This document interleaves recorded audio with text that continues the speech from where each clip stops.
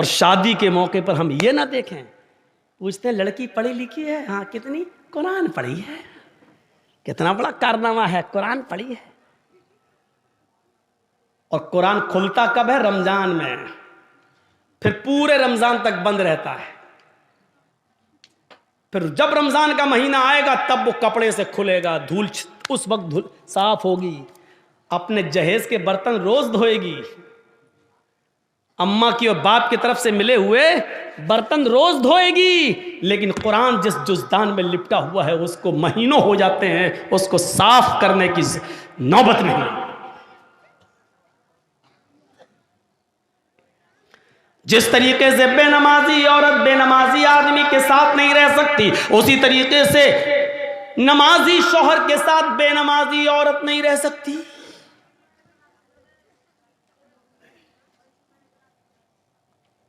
देख रहे हैं आप, इन नबियों पर भी नमाज फर्ज थी।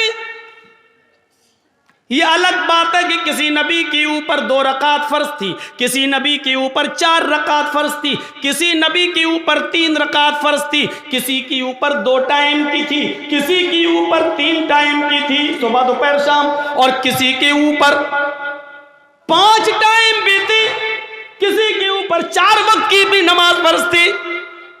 लेकिन अल्लाह के नबी जनाब मोहम्मद रसूलुल्लाह सल्लल्लाहु अलैहि वसल्लम जब नबी बनाकर भेजे गए तो आपने ये नमाज 5 वक्त की फर्ज की, क्योंकि अल्लाह ताला ने 50 से 5 वक्त की कर दी। और जब 5 वक्त की फर्ज कर दी गई तो नमाज का उसूल ये बनाया कि फजर में 2 रकात रख दी, जोहर में 4 रकात रख दी, असर में 4 रकात रख दी, मगरिब में 3 रख दी और ईशा में 4 रख दी। क्योंकि किसी नबी के ऊपर 2 थी, किसी के ऊपर 3 थी और किसी के ऊपर 4 थी। 2 से कम नहीं थी और 4 से ज्यादा किसी के ऊपर फर्ज नहीं थी। इसलिए अल्लाह के नबी ने 2 भी रखी, 3 भी रखी और 4 भी रखी, ताकि लोगों को इस बात का इल्म हो जाए कि मैं किसी नबी के खिलाफ नहीं हूं। मैंने फजर में 2 रकात नमाज फर्ज की है ताकि उन नबियों की भी इक्तिदा हो जाए जो 2 रकात जो पढ़ा करते थे। 3 रकात भी मैंने मगरिब में रख दिए, क्योंकि कुछ नबियों पर 3 वक्त 3 रकात फर्ज थी, तो मैंने उनको की 3 रकात भी रख दी ताकि उस नबी की सुन्नत भी जिंदा हो जाए। और जिन नबियों पर 4 रकात फर्ज थी हमने ज़ुहर, असर और इशा में 4 रकात फर्ज कर दी ताकि उस नबी की सुन्नत पर भी अमल हो जाए। मैं नबियों का मुखालिफ नहीं हूं, मैं रसूलों का मुखालिफ नहीं हूं। हाँ, मैं आखिरी नबी हूं, अब तरीका मेरा चलेगा, अब रास्ता मेरा चलेगा। दुनिया में 3 ही किस्म की मखलूक है। एक मखलूक जो हमेशा खड़ी रहती है, जैसे पेड़, दरख्त, पहाड़, ये खड़े हैं। कुछ मखलूक झुकी हुई होती है, जैसे भैंस, बकरी, गाय, भेड़।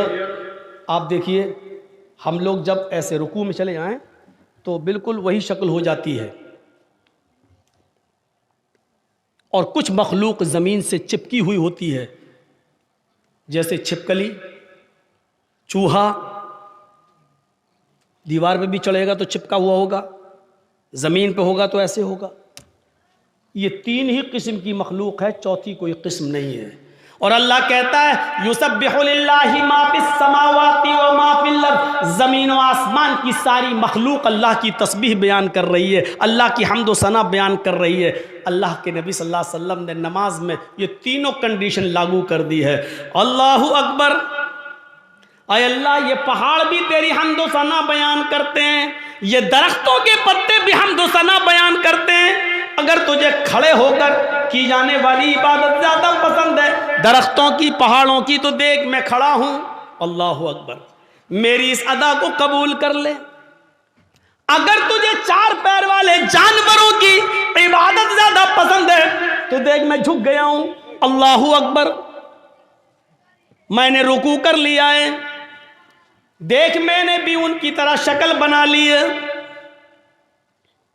अगर तुझे छिपकली, चूहे और जमीन पर रेंगने वाले कीड़े मकोड़े, सांप, बिच्छुओं की इबादत और उनकी तस्बीह पसंद है तू देख मैं सजदा कर रहा हूं, अल्लाहू अकबर, जमीन पर चिपक गए, सजदा कर लिया। अय अल्लाह अगर तुझे ये हायत पसंद है तो मैं भी इस हायत को कर रहा हूं। तीनों चीजें नमाज के अंदर लागू कर दी हैं। पता नहीं अल्लाह को कौन सी अदा ज्यादा पसंद है। अल्लाह तीनों अदाओं में से जो तुझे पसंद है वो कबूल कर ले। आइए एक और चीज बताता हूं आपको। अल्लाह के नबी सल्लल्लाहु अलैहि वसल्लम के पास चंद सहाबा आते हैं। हाँ सुनिए, जबरदस्त चीज। चंद सहाबा आते हैं और आकर कहते हैं, अय अल्लाह के नबी सल्लल्लाहु अलैहि वसल्लम,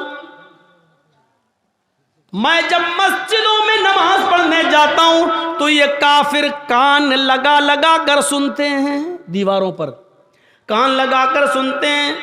जब हम जोर से मस्जिदों में नमाज की हालत में कुरान की तिलावत जब मैं जोर से करता हूं तो ये काफिर सुन लेते हैं बाहर से, फिर ये मस्जिदों में घुस जाते हैं और बेतहाशा मारते हैं। इतना मारते हैं कि मारते मारते पीड़ते पीड़ते हमें बदहाल कर देते हैं, लहू लुहान कर देते हैं। अल्लाह के नबी ने पूछा, अच्छा ये बताओ वो किस वक्त कान लगाकर सुनते हैं तुम्हारी दीवारों पर? कहा अल्लाह के नबी, शाम को जब वह काम करके वापस आते हैं, बहुत देर हो गई, तकरीबन 1.5 घंटा 1 घंटा, वहां बड़ा शोर हो रहा है, वो पीछे वो लोग सुन ही नहीं रहे, पता नहीं क्या खुरापाते कर रहे हैं। बच्चे नहीं हैं उसमें, कुछ बड़े भी हैं। उधर देखिए वो पीछे, और अभी तक नहीं सुन रहे। देखो वो फिर छलांग लगा रहा, कूद रहा, उनकी आवाज़ यहाँ तक आ रही है। कोई ऐसा आदमी नहीं है जो उनको भगा दे, उनको कह दे घर जाए।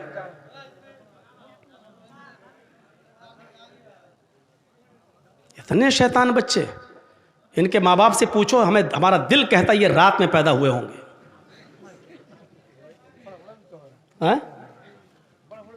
हाँ बड़ा बड़ा भी है, हमको यहां से दिख रहा है। अभी निगाहें इतनी कमजोर थोड़ी हुई हमारी। पूछा अल्लाह के नबी सल्लल्लाहु अलैहि वसल्लम ने, अच्छा ये बताओ कि वो किस वक्त कान लगा के सुनते हैं? कहा अल्लाह के रसूल, वो जब शाम को काम करके वापस आते हैं, जब तो वो कान लगाकर सुनते हैं। यानी असर के वक्त। तो अल्लाह के नबी सल्लल्लाहु अलैहि वसल्लम ने फरमाया, अच्छा तो कान लगाते हैं वो दीवारों पर? कहाँ? तो ठीक है, फिर असर में तुम कुरान की किरात जोर से करना बंद कर दो, यानी आहिस्ता पढ़ लो। और कब कान लगाते हैं? कहा अल्लाह के रसूल, कैलूला करते वक्त। हम लोग जब दोपहर में काम करके आते हैं, घर में खाना खा के थोड़ा सोते हैं, कैलूला यानी जोहर की नमाज के वक्त वो कान लगाकर सुनते हैं और हमको पकड़ के मारते हैं जब हम जोर से कुरान की तिलावत करते हैं तब। तो अल्लाह के नबी ने कहा जोहर में भी तुम कुरान को आहिस्ता पढ़ो। देखिए आपने ये नहीं कहा कि नमाज घर में पढ़ लो। मकामी आदमी हो, जो कहीं का रहने वाला हो, आप अपने गांव के रहने वाले हैं, तो आप अपने घर पे नमाज नहीं पढ़ेंगे। कोई मुसाफिर आदमी है, सफ़र से आया है, तो वो जहाँ ठहरा है, जहाँ रुका है, वो नमाज पढ़ सकता है अपने मकाम पर जहाँ वो ठहरा है, इसलिए कि उसको कसर में करना है, 2 रकात पढ़ना है। और मुसाफिर जोहर और असर एक साथ पढ़ सकता है, मगरिब और इशा एक साथ पढ़ सकता है, वो 2 नमाजें मिला सकता है, उसको गुंजाइश है। लेकिन मकामी आदमी को नहीं। अल्लाह के रसूल ने उनसे क्या कहा? अच्छा जोहर में मारते हैं और असर में मारते हैं? कहा तो ठीक है, जोहर में आहिस्ता पढ़ लो और असर में आहिस्ता पढ़ लो। अच्छा ये बताओ मगरिब में? का अल्लाह के रसूल वो बहुत देर से आते हैं, तो मगरिब में वो कान लगा के नहीं सुनते हैं। तो आपने फरमाया फिर मगरिब में कुरान की तिलावत जोर से करो। अच्छा इशा में? हाँ अल्लाह के नबी जब वो घर कारोबार करके खेती बाड़ी करके वापस आते हैं तो इशा में भी कान लगा के सुनते हैं। आपने हाँ तो वो इशा में भी नहीं सुनते हैं क्योंकि थके हुए होते हैं, खाना खाया और सो गए। मगरिब के बाद आते हैं, सुनते नहीं हैं, इसलिए आपने कहा मगरिब में पढ़ो जोर से। इशा की नमाज आप इतनी देर से पढ़ते हैं कि उनको नींद आ जाती है, वो इशा में भी नहीं सुनते। आपने फरमाया तो इशा में भी पढ़ो। अच्छा फजर में? कहा अल्लाह के नबी फजर में तो वो खुद ही घोड़ा बेच के सोते रहते हैं। तो आपने कहा फिर फजर में भी जोर से तिलावत करो। पहले ये 5 वक्त जोर से तिलावत होती थी, 5 नमाजों में जोर से पढ़ा जाता था अल्हम्दुलिल्लाह रब्बिल आलमीन। जब सहाबा ने शिकायत की कि अल्लाह के रसूल ये हमें मारते हैं, कानों में दीवारों पे कान लगाते हैं, सुन लेते पढ़ रहे हैं तो मारते हैं, पीटते इतना मारते हैं कि लहू लुहान हो जाते हैं। तो आपने कहा कब मारते हैं? कहा जोहर में। आपने कहा जोहर में आहिस्ता पढ़ो। कब मारते हैं? कहा असर में। असर में भी आहिस्ता पढ़ो। मगरिब में? कहा नहीं, जोर से पढ़ो। इशा में सो जाते हैं वो, जोर से पढ़ो। फजर में नहीं उठते हैं वो, जोर से पढ़ो। मेरे भाइयों, ये सिलसिला चलता रहा, बहुत दिनों तक ये सिलसिला चलता रहा, और इतने दिनों तक ये सिलसिला चला कि मक्का फतह हो गया। जब मक्का में कामयाबी मिल गई और नबी की हुकूमत आ गई, तब सहाबाए किराम ने फिर अर्ज किया। अब जो चीज बताना चाहता हूं वो सुनिए। अब सहाबा ने अर्ज किया, आए अल्लाह के नबी, जब हमारे हालात खराब थे, जब ये हमें मारते थे, पीटते थे, जिसकी वजह से आपने आहिस्ता पढ़ने का हुक्म दे दिया था जोहर में और असर में, अब तो ये मारते नहीं हैं, अब तो हुकूमत हमारे हाथ में आ गई, अब तो मक्का और मदीना की बागडोर हमारे हाथ में है, तो आए अल्लाह के नबी, हमें पहली वाली इजाजत दे दीजिए, अब हम फिर से 5 वक्त की नमाजों में जोर से तिलावत करें। भाई हालात अब खत्म हो गए, पहले हालात बुरे थे इसलिए आपने आहिस्ता पढ़ने को कह दिया, अब तो हमारे फेवर में है हालात, अब तो हमारे हक में है हालात, तो अब क्यों हम आहिस्ता पढ़ें, अब हम जोर से पढ़ेंगे। आपने कहा नहीं, नहीं, बिल्कुल नहीं। सहाबा ने कहा अल्लाह के रसूल, क्या ये वजह नहीं थी कि ये लोग हमें मारते थे इसलिए आपने आहिस्ता पढ़ने के लिए कह दिया था? आपने कहा वजह यही थी। कहा जब वो रीजन खत्म हो गया, जब वो वजह खत्म हो गई, तो अब जोर से पढ़ने की इजाजत क्यों नहीं दी जा रही है? अल्लाह के नबी ने क्या फरमाया? आपने फरमाया इसलिए कि बाद में आने वाले लोग जब ये सोचेंगे कि जोहर में, असर में आहिस्ता पढ़ने की इजाजत क्यों दी, और मगरिब में, इशा में और फजर में जोर से तिलावत क्यों की जाती है, जब ये बाद में आने वाले लोगों को पता चलेगा, जब वो इसकी हिस्ट्री पढ़ेंगे, जब वो हदीसें पढ़ेंगे, जब उनको मालूम होगा कि सहाबाए किराम मार खाते थे, इतना पीटे जाते थे कि उनकी चमड़ी उधड़ जाती थी, लहूलुहान हो जाते थे, इसके बावजूद उन्होंने नमाज नहीं छोड़ी, मारे खाई लेकिन नमाज पढ़ी, आहिस्ता पढ़ी लेकिन पढ़ी, नमाज छोड़ी नहीं है। जब उनको इस बात का इल्म होगा तब उनको पता चलेगा कि सहाबाए किराम ने बड़ी से बड़ी मुसीबतें झेली हैं लेकिन नमाज नहीं छोड़ी है, नमाज तर्क नहीं की है, तो फिर वो भी नमाजी बन जाएंगे, वो भी नमाज के पाबंद हो जाएंगे। अब आपको अंदाजा है मेरे भाइयों, सहाबाए किराम मारे खाते थे, इतना पीटते थे कि उनकी चमड़ी उधड़ जाती थी, जिस्म से खून बहता था, लेकिन इसके बावजूद नमाज पढ़ रहे हैं। अल्लाह के रसूल ने कहा जोर से मत पढ़ो, आहिस्ता पढ़ो, लेकिन पढ़ो। नमाज ऐसी कंडीशन में भी माफ नहीं। हट्टे खट्टे तंदुरुस्त हैं और नमाज नहीं पढ़ते। और जुर्रत देखो, बहादुरी, हिम्मत तो देखो। अजान की आवाज आ रही है, कुछ लोग मस्जिद में नमाज के लिए जा भी रहे हैं, लेकिन कलेजा इतना बड़ा कि उन नमाजियों के सामने होटलों पे बैठ के चाय हम पी रहे हैं। हमारा दिल और हमारा कलेजा कितना मजबूत है। या अल्लाह, तेरा अजाब कैसे रुका हुआ है। इतनी बड़ी गलती अगर पुराने पिछले ज़माने की उम्मतों ने की होती तो अभी तक आग और पत्थर के अजाब से वो हलाक हो गए होते। अल्लाह रब्बुल आलमीन का अजाब हम पर आ क्यों नहीं रहा है? इसकी वजह क्या है? इतना बड़ा कलेजा। मस्जिद के सामने होटल के बाहर, मस्जिद के बाहर होटल पे बैठ जाए हम, और नमाज मस्जिद के अंदर हो रही हो, और हम मस्जिद के सामने से गुजर जाएं साइकिल लेकर और बाइक लेकर।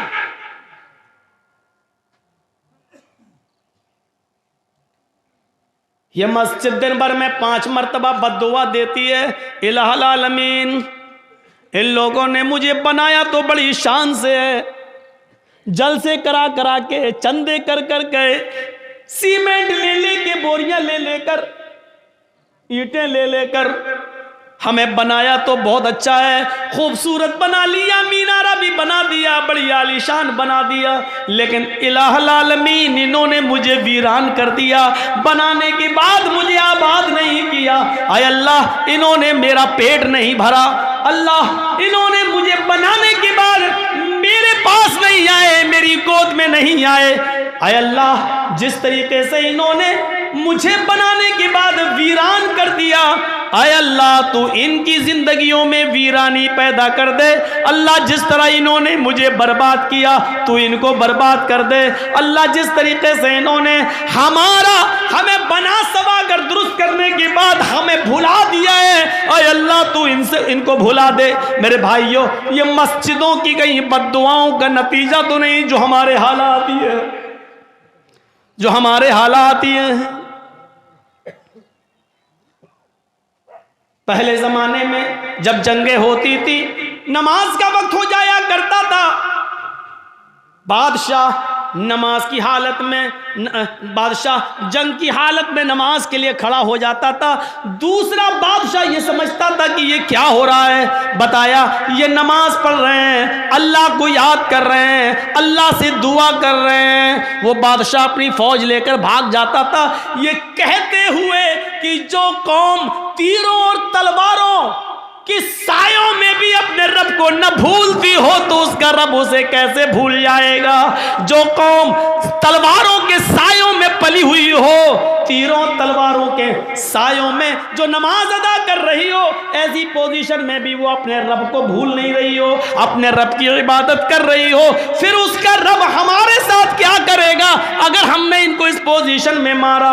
वो अपनी फौज, अपने हथियार, अपने घोड़े, अपना सारा हथियार वहीं पर डालकर भाग जाया करते थे, ये कहते हुए कि आय अल्लाह वालों, हम तुम्हारा मुकाबला नहीं कर सकते, आय अल्लाह वालों, हम तुम्हारा मुकाबला नहीं कर सकते। मेरे भाइयों, कल तक हमारे ये हालात थे, आज हमारे हालात ये, हमारी मस्जिदों में नमाज हो रही है लेकिन काफिरों की बारात बजती हुई जाती है, उनके बैंड बजते हुए जाते हैं, उनके गाने बजते हुए जाते हैं, लेकिन हमारी अजान की आवाज या नमाज की क़िरात भी हो रही हो तो उनको कोई फर्क नहीं पड़ता। क्योंकि जब अजान और नमाज के वक्त हमने अपनी टीवियों को बंद नहीं किया है, जब हमने अपने घरों में टीवियां चलाना शुरू कर दी तो फिर काफिरों के दिलों से भी हमारा रोबो दबदबा निकल गया, काफिरों के दिलों से भी हमारा रोबो दबदबा खत्म हो गया। क्यों होगा? हमने काफिरों के दिलों में अपनी इज्जत बनाई कहां है? कहां बनाई है हमने अपनी इज्जत? ग़ज़वा अहज़ाब का वो मौका याद करो। सुनो, सिर्फ एक नमाज थी, बस एक, वो भी अल्लाह के रसूल सल्लल्लाहु अलैहि वसल्लम नबी की एक नमाज, और वो भी छूटी नहीं थी, बस सिर्फ उसका असल वक्त निकल गया था। ग़ज़वा, जंग हो रही है, नाम है उस ग़ज़वे का ग़ज़वा अहज़ाब। और सुनो, कलेजा संभाल कर सुनो, दिल संभाल के सुनो इस वाक़े को।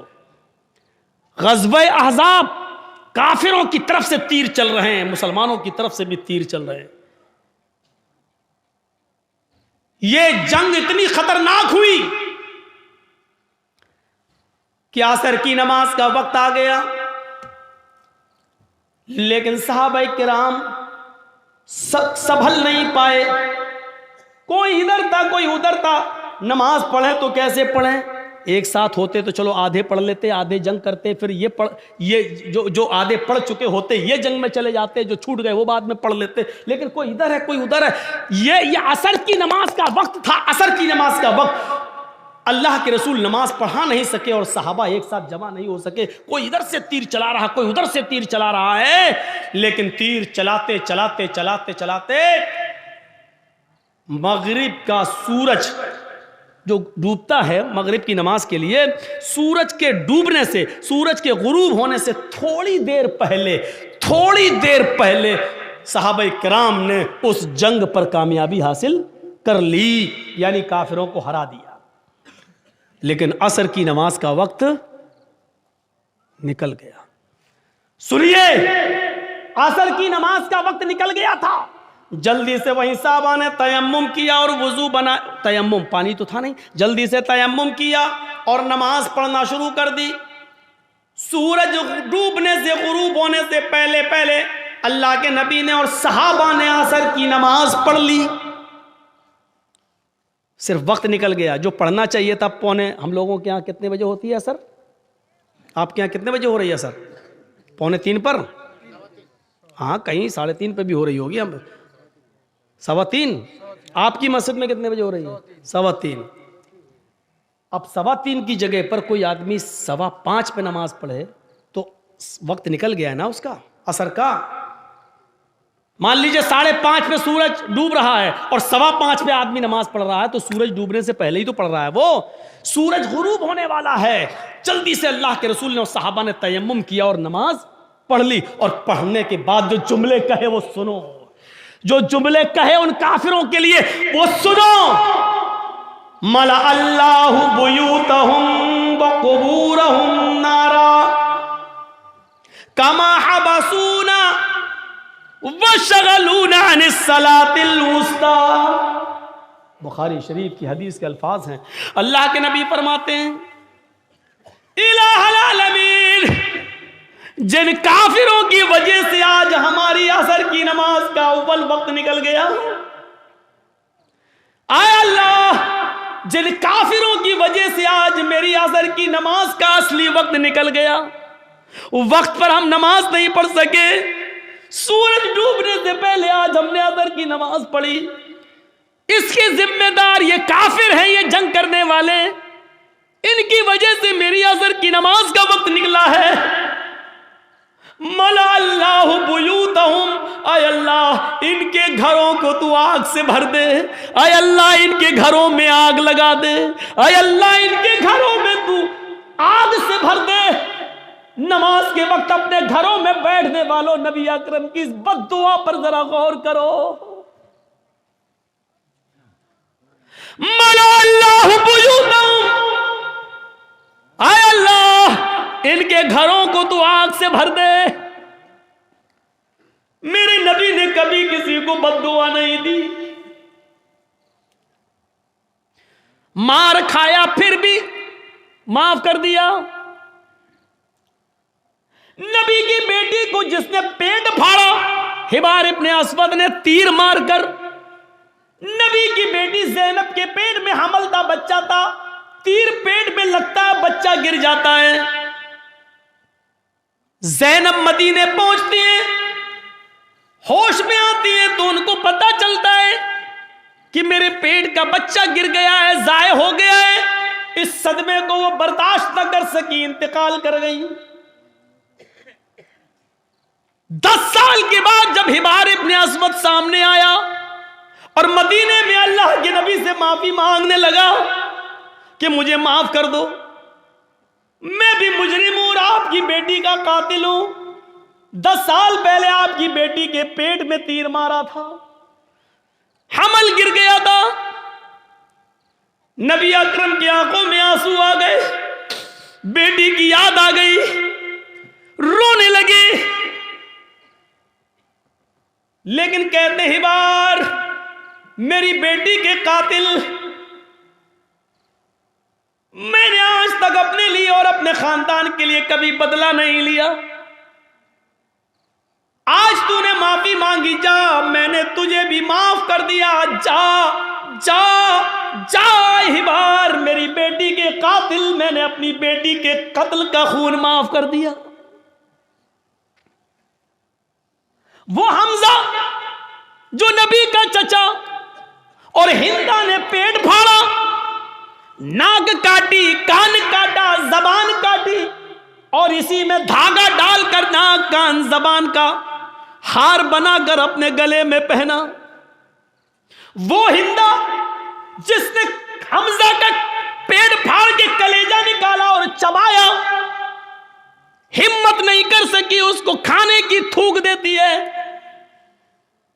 कटी हुई गर्दन, फटा हुआ पेट, निकला हुआ कलेजा, कटी हुई नाक, कटा हुआ कान, कटी हुई जबान, ये लाश जब नबी के सामने आई तो आपकी आंखों में आंसू आ गए और कहा, आए हमजा, कयामत तक जितने भी लोग अल्लाह की राह में कत्ल किए जाएंगे ये शहीद होंगे, लेकिन तू कयामत के दिन सैयदुल शुहदा बनाकर उठाया जाएगा, तमाम शहीदों का सरदार बनाकर उठाया जाएगा।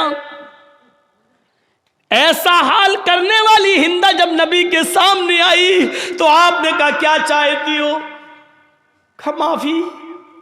आपने कहा, हिंदा जा, मैंने तुझे भी माफ कर दिया। ओ मेरे चचा की कातिल, जा, मैंने तुझे भी माफ कर दिया। मेरी चचा की लाश को बिगाड़ने वाली, जा, मैंने तुझे भी माफ कर दिया। लेकिन इंसान हूं, बुरा लगता है, तू मेरे सामने मत आना, क्योंकि जब तू मेरे सामने आएगी तो मुझे चचा की लाश याद आ जाएगी। हमारे नबी ने कभी किसी को बद्दुआ नहीं दी। ताइफ वालों ने इतना मारा कि सर फट गया, सर से खून निकला, पैरों पे गिरा, खून जम गया, जूते तक उतर नहीं पा रहे थे उस जमे हुए खून की वजह से। दो फरिश्ते आए, अरे अल्लाह के नबी, कहो तो इन ताइफ वालों को दो पहाड़ियों के बीच में पीस दूं। मैं जब गया था हज के उम्रे के लिए तो मेरे वहाँ बहुत प्रोग्राम कराए गए थे। जिद्दा में हुए, दम्माम में हुए और मक्के में हुए, मदीने में हुए। तो हमको ताइफ भी लोग लेकर गए और वो पहाड़ी हमको दिखाई थी लोगों ने। वहाँ ताइफ के अंदर जिस पहाड़ी पर चढ़कर काफिरों ने नबी अकरम को पत्थर मारे, वहाँ के लोग जो थे वो, उन लोगों ने बताया कि मौलाना साहब ये वो जगह है, यहाँ नबी खड़े थे, ऊपर से काफिर पत्थर मार रहे थे। उस जगह को देखा है हमने अपनी आंखों से। काफी ऊंचाई पर पत्थर मार रहे, जोर से पत्थर, ऊंचाई से पत्थर मारेंगे और वो नबी के सर पे लगेगा तो कितनी जोर से लगता होगा। फरिश्ते मौजूद, वो दोनों पहाड़ी जिसके बीच में ताइफ बसा हुआ है, अगर इस पहाड़ी को यहां से लाया जाए, उस पहाड़ी को यहां से लाया जाए, दोनों को मिलाया जाए तो इस पहाड़ी के बीच में जितने लोग रहते हैं कब पिस के सुरमा बन जाए, कुछ नहीं कहा जा सकता। फरिश्तों ने कहा, आप कहिए तो इन ताइफ वालों को इस दोनों पहाड़ियों के बीच में लाकर पीस दें, इनको कुचल दें, इनको खत्म कर दें, इनको बर्बाद कर दें। तो अल्लाह के रसूल ने क्या कहा? नहीं। फरिश्तों ने दोबारा कहा तो अल्लाह के नबी ने फरमाया, अल्लाहुम्मा हद कौमी फइन्नहुम ला यअलमून। आए फरिश्तों, नहीं नहीं, इनको मारो नहीं, अल्लाह इनको हिदायत देगा और इंशाअल्लाह इनकी पुश्त से आने वाली नस्लें मुसलमान होंगी, इनकी नस्लें कलमा पढ़ने वाली होंगी, मुझे नबी मानने वाली होंगी। आए अल्लाह तू इनको हिदायत दे, ये मुझे जानती नहीं है कि मैं कौन हूं। आपने उस मौके पर भी बदला नहीं लिया। देख रहे हैं आप, बेटी के कातिल को माफ कर रहे हैं, बदला नहीं ले रहे हैं, हिंदा को माफ कर रहे हैं, इंतकाम नहीं ले रहे हैं। ताइफ में पत्थर खाने के बावजूद फरिश्ते पत्थरों का ताइफ वालों को पीसना चाहते हैं, लेकिन नबी इंतकाम नहीं ले रहे हैं। कह रहे हैं अल्लाह तू इनको हिदायत दे। मार खाकर दुआएं देने वाले नबी, लेकिन आज उसूल देखो, जिसने कभी बद्दुआ नहीं दी आज वो बद्दुआ दे रहा है। क्या कह रहा है? मला अल्लाहु बुयूतहुम, आय अल्लाह इन काफिरों के घरों को आग से भर दे, इसलिए कि आज इन्होंने मेरी बेटी को कत्ल नहीं किया, मेरे चचा का कलेजा नहीं निकाला, नाक नहीं काटी, कान नहीं काटा, इन्होंने आज मुझे नहीं मारा, बल्कि आज इनकी वजह से असर की नमाज का वक्त निकला। गौर करो, बेटी को मारा तो उसको माफ कर दिया, चचा का कलेजा निकाल के खाने वाली को माफ कर दिया, लेकिन जिनकी वजह से असर की नमाज छूट गई, वक्त पर नहीं पढ़ सके, उनको माफ नहीं कर रहे। अल्लाह के नबी कह रहे मला अल्लाहु बुयूतहुम, ऐ अल्लाह इनके घरों को तू आग से भर दे, और जब ये मर जाए आग में, और जब इनकी कब्रों, जब इनको दफन किया जाए कब्रों में, तो कुबूरहुम, ऐ अल्लाह मरने के बाद भी इनको बख्शना नहीं, इनकी कब्रों में भी आग लगा देना। कितनी डेंजर बद्दुआ है। अंदाजा लगाओ, नमाज जिनकी वजह से छूट रही है वो भी सोचें। जर्जी साहब नमाज पढ़ते हैं, नमाज का वक्त हो रहा है, मस्जिद में जा रहे हैं, और आप नमाज के वक्त में अपने घर में नाश्ता कराने ले जा रहे हैं, तो इसका मतलब यह है कि आपकी वजह से नमाज छूट रही है, आप सबब बन रहे हैं। या तो नमाज से इतना पहले नाश्ता कराना चाहिए था कि अजान के फौरन बाद नमाज पढ़ी जा सके, या फिर नमाज के बाद आपको नाश्ता कराना चाहिए था। आप ऐसे मौके पर क्यों ले जा रहे हैं? ये ज़हन गौर करिएगा, गौर करिएगा। वो जंग हो रही है, अल्लाह सबब मत बनिए किसी का। आप खुद नमाज पढ़ने रहे, दूसरे की भी नमाज छुड़वा रहे हैं आप, ये एक और गुनाह है। काफिर तो वैसे ही जहन्नमी है, लेकिन अल्लाह के रसूल सल्लल्लाहु अलैहि वसल्लम क्या कह रहे हैं? अल्लाह इनके घरों को आग से भर दे, और मरने के बाद जब ये कब्र में दफन हो तो इनकी कब्रों को भी तू आग से भर दे। कमा हबसूना व शगलूना अनिस सलातिल वुस्ता, क्योंकि आज इनकी वजह से मेरी असर की नमाज छूट गई। ओफो, एक वक्त की नमाज, और वो भी छूटी नहीं, पढ़ ली। मगरिब के बाद नहीं पढ़ रहे हैं, मगरिब से पहले ही पढ़ रहे हैं, लेकिन असल वक्त निकल जाने की वजह से अब हम अंदाजा लगाएं हम कहां खड़े हैं। मौलाना जर्जी साहब, आप चाहे कितना बोल लो नमाज के ऊपर, सुबह फजर की नमाज में हम फिर नहीं आएंगे, घर में सोते रहेंगे। हम तो बड़े बाप के बेटे हैं, हमारे ऊपर तो किसी की तकरीरों का असर नहीं हुआ। 80-90 साल के बुजुर्ग उलमा आए, उनकी नहीं मानी, तुम तो कल के लौंडे, तुम्हारी क्या सुनेंगे? तुम्हारे जैसे 336 मौलवी रोज बोलते हैं, किसी की नहीं सुनी हमने, तुम्हारी क्या सुनेंगे? इस तकरीर के ख़त्म होने के बाद फिर भी फजर की नमाज में अगर हमने जमात के साथ नमाज नहीं पढ़ी तो लिख लो, आप अपने जलसा कराने में नाकाम हो गए। सोच लो, आपको कोई कामयाबी नहीं मिली जलसा कराने की। अगर तकरीरों से ईमान में ताजगी पैदा ना हो, मस्जिदों में नमाजियों की तादाद ना बढ़े, तो बेकार हैं ऐसे जलसे। इससे बेहतर था कि इशा की नमाज के बाद आप सोते और फजर की नमाज से पहले आप उठकर फजर की नमाज पढ़ लेते जमात के साथ। यह आपके लिए तकरीर सुनने से बेहतर होता।